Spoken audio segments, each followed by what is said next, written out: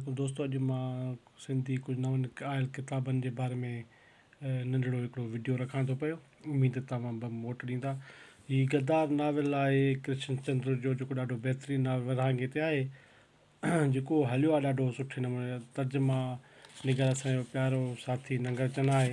हिन जो हीउ टियों छापो आयो आहे, जेको आहे सो तव्हांखे ॾेखारे सघां थो। हीउ टियों छापो हिन जो हाणे आयो आहे। हीउ ॾाढो हले थो पियो, ॾाढो मयारी ज़बरदस्तु नाविल आहे। ऐं हीउ एलिफ शफ़क़ जो जेको आहे सो नाविलेट आहे, नंढिड़ो हिकिड़ो ॾाढो ज़बरदस्तु, जेको असांजे नए नौजवान साथी तर्जुमो कयो आहे जावेद पंवर। हीउ बि हिकिड़ो ज़बरदस्तु नाविलेट आहे।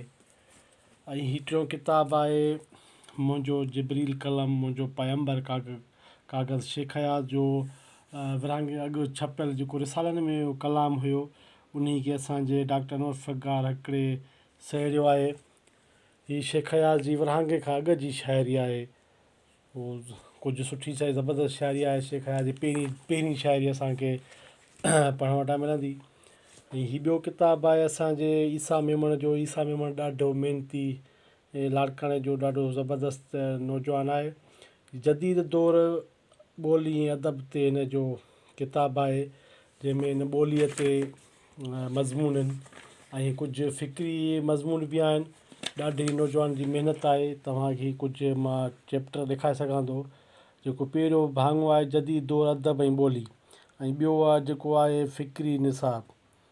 ॾाढी बहितर नमूने जी महिनत थियल आहे नौजवान जी। सो किताबु ॾाढो खाराए थो। ॿियो आहे नंढिड़ो हिकिड़ो 48 पेजनि ते मुश्तमिल किताबु आहे दादा सिंधी जो सिंध जा तारीख़ी क़िला।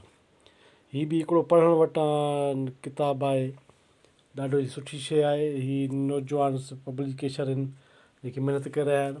ॿियो ॿारनि लाइ आहे अब्दुल वाहिद सुमरे जो तर्जुमो थियल कातिल ॿिली नाविलेट आहे ॿारनि जे लाइ। हीअ बि हिकु ॾाढी सुठी शइ आहे। नई जेका मूं वटि पहुता आहिनि जेके नवां किताब, उन्हनि जो हिकिड़ो नंढिड़ो तारीफ़ हुयो जेको मूं तव्हां ॼाणो रखियो। हीअ तव्हां नाविल ॾिसी किताबु ॾिसी सघो था जेके मूं वटि ताज़ा आया आहिनि, उन्हनि जे मुतलिक़ आहे। वीडियो वॾी थी वई आहे, उमेद त थो साथ ॾींदा। लख लाइक लख कुर्ब, महिरबानी साथियो।